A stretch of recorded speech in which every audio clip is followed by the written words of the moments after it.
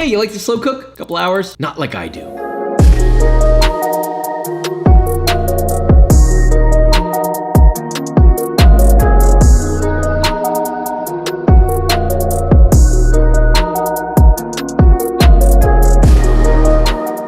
So today we are making a short rib and cooking it for 3 whole days. You know, you can cook it for 69 hours or you can cook it for 72. You pick. Which one do you think is a better number, huh? I would pick 69. I just like that number. Not only are we gonna cook this for an excessive amount of time, sure, it's gonna be tender and lovely and voluptuous, but how does it change? What's it gonna taste like 1 day, 2 day, 3 day? Taste each of them, and then we're gonna show you how to use it, or if it's worth it at all. So with all that being said, let's make this, shall we? You know what's funny about this? Though this is perhaps one of the longest cook times for a piece of meat, it's also one of the most hands-off. First, you're gonna need, well, short ribs, about 5 pounds of them. Ideally, you want one of these. And good lord, this isn't just a short rib. This is the rib plate, which is much more ideal for this recipe and, well, you get more meat. Or you could use pre-cut if you like. Season that very generously with salt and pepper all over every little nook and cranny. Pop that bad boy into a vacuum bag, vacuum it, and carefully lower it into a sous vide water bath that's been preheated to 140 Fahrenheit, and now the clock starts. You got 72 hours. Let's pull it out at the 24-hour marker and see what we've got going on. Looks nice, it looks cooked. It's firm, but there's also some tenderness to it. Bones are starting to get exposed, but not completely. It's almost like it ain't done yet. Unfortunately, we have to pull this. Woo! We got a 24-hour short rib right here. You know, it looks and feels like a medium rare steak, which is actually pretty interesting to me. Sounds like one too. That's 24 hours of work. Wow, extraordinarily good. I can't wait for restaurants to catch on to this one. Damn. It's kind of like a cross between the center part of the ribeye, medium rare, mixed with a New York strip. It has like a density to the bite. It's bitey, but it's not like chewy at all. So it's almost like the perfect medium rare steak with the right amount of fat ratio. You ever want a steak and you want the marbling, but then you gotta deal with a little bit more chew? All right, real happy about this discovery, but let's see what 48 hours does. Now we're on the 48-hour marker. Honestly, not much more moisture loss on this one in comparison to the last, but texturally and physically, this feels different. I can tell by the way my knife fell through it, and visually, you know, it actually kind of doesn't look bad. Cut a piece off and it looks sort of like a medium rare steak, but let's taste test. All right, 48 hours. I trimmed the fat off this one, and that's why it looks a little funny. This somehow looks more medium rare than the last one. Juicy. This is totally different. It looks like it's medium rare. It's definitely cooked all the way through. I think that's more of like a cure look that you're getting from it being a sous vide. God damn. In between 2 planes of existence. Plane 1 is like prime rib. Plane 2 is like a pot roast. Prime rib pot roast. And then they have a baby, and it's this. It's got a steak-like mouthfeel, but zero chewiness, starting to pick up some tenderness that you would from a slow cook. It doesn't quite melt in your mouth, but it falls apart in your mouth. Love this, this is great. Weirdly not as excited about this as the last one. Hopefully the 72-hour one will do it for me. Onto the holy moment of short rib history. A full 3-day, 72-hour short rib emerges. There wasn't much moisture loss between the 24 and the 48, but the jump from the 48 to the 72 is massive in terms of its juicy.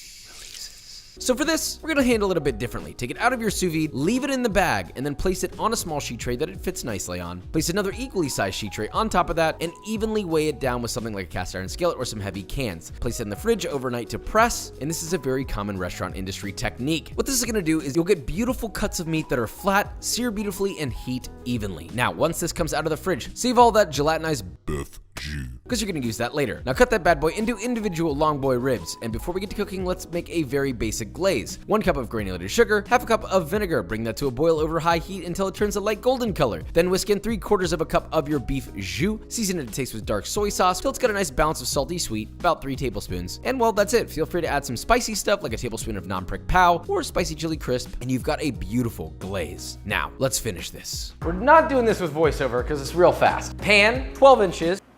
It's pretty big, huh? Oil, medium high, let it get hot. So add that in. Oh, Jesus. We're gonna sear every side beautifully. Really, the goal is just to get color, glaze, and heat it through. You don't need to do a lot more. The little flip.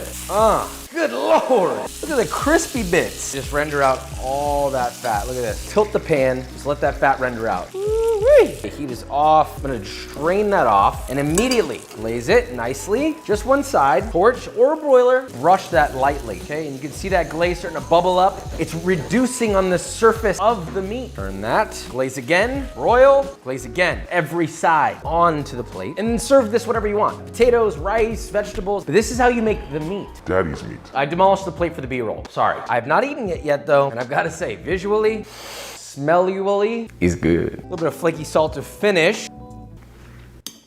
Damn. That's a different vibe right there. It's hard to choose a favorite here. I would say my least favorite is the 48-hour one. That one, get on out. This is completely different than the 24. Sort of close to the 48, but a lot more tender. You end up getting that slow cooked beef. You ever have a pot roast and it's like melts in your mouth, right? You're getting that, except zero dryness. If you want the moistest slow cooked beef of your life, this is the route to go. Kind of teetering between this and the 24-hour one. You would think this is astronomically better, but it's just different. But if you do want it to fall apart, then 72 hours is the only way. It doesn't matter which one you choose because they're all unique in their own way. So choose your own adventure. But do you want to know how else you can choose your own adventure? By me showing you how to use this a couple other ways. Let's do it. Ah yes, a 72-hour short rib. What in the shit do you do with that? It takes many forms, and we'll be showing you two versions. A beautiful taco, cheesy and delightful, and an incredible short rib sandwich, filled with your heart's delights and caramelized onions. Let's begin. We have meat. I've reheated more of it. Got it? Just shred this. You could use it whole in a sandwich, sure. But I want it shredded. I want the fine little threads. We worked so hard on it, right? Just shred that real fine. Let the fat emulsify. Make it look good. If you don't mind, everyone leave the room, please. I need to be alone with this bowl. So we have our meat. It's been shredded. It's fatty. It's juicy, delicious. Now we put it in something. We're starting with a simple taco. Very basic. Pan, medium heat. A little bit of the beef fat from earlier, right? We're returning to the earth by reusing instead of throwing away. See, the vegan should be happy about this. That's a joke. That's a joke. That's a joke. Vegan teachers over there like, tortilla down, get that soaked up with beef fat nicely. We're going on medium high. Gonna let that heat. Now, while that's going, take some of your Oaxaca cheese. You can also use fresh mozzarella, but it's not the same. It's really not. So try to find the Oaxaca cheese. So on one side, we're gonna add that cheese. Okay, that's sitting. Just for the sake of speed, I'm gonna melt it. You don't have to do this, but I want to. And you'll notice the tortilla is gonna get a little crisp. That's fine, okay? Relax. Fat's gonna rehydrate it. Cheese is melting, looking beautiful. Our beautiful 72-hour short rib directly on there. It's got a texture at this point similar to barbacoa. And then carefully fold and press very lightly, okay? Look at that cheese coming out. She's gonna continue to melt. It's mixing with that beautiful beef, the fat oozing. Okay, let it get crisp on that side. And once that cheese starts to come out, this is very important. Let it pool on the pan, please. You're gonna get little crispy edges of cheese and it's gonna get brown. Flipping, boom, look at this. You got the crisp cheese on the outside. Nice browning and crust on the corn tortilla. Repeat on the other side. And once that's done, heat goes off. Take it out of the pan. Boom, onto a plate. Beautiful short rib taco. You've got the cheese crust. It smells luxurious. And more importantly, a little bit charred tomatillo serrano salsa. It's acidic, it's spicy. Got that unctuousness, but it's also very refreshing. Goes in the salsa, lovely. I hate to say this, with the mood that I'm in right now, this is appeasing to my pleasures more than that beautiful glazed one. It's something you can eat on the go, but more specifically, it's easy to make. So if you have a bunch of this left over, you just shred it, put it together, a little bit of cheese, dip it in a salsa, and you're gonna have a very beautiful time. Now let's move on to one more. Next one's gonna be a short rib sandwich. Mayo, about 1 cup, wee bit of lemon juice, 2 cloves of garlic, grated. See, the advantage of grating garlic is you get a little bit of garlic in every bite. Mix that. Wee bit of pepper, a touch of salt. Mix that all in. And it's sort of like an acidic lemon garlic pepper mayo. Wow, thanks to movie magic, beautifully caramelized onions. How'd that happen? I don't know. Medium heat, a little bit of butter in here just to coat the pan. Cutting board, beautiful loaf of bread. You'll notice that I like to slice my own bread. Josh, oh, it's an extra step. Okay, it costs you like a couple of seconds for dramatically more exciting slices. I want like a nice thick piece of bread. That's thick. Now on the inside, you're gonna go really light with this sauce. You don't need a lot of it, it's very strong. Spread that, disperse your butter. First slice down, mayo side up. So this is gonna act as an adhesive. We're gonna put just a couple slices of Swiss, okay? While that's toasting, speed this up a little bit.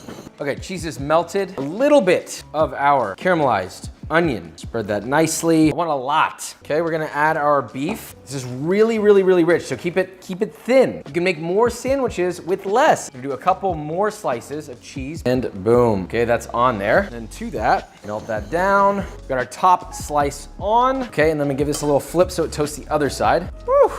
I mean, come on, look at this. I'm gonna let this toast for just a couple more minutes, and then we'll taste it.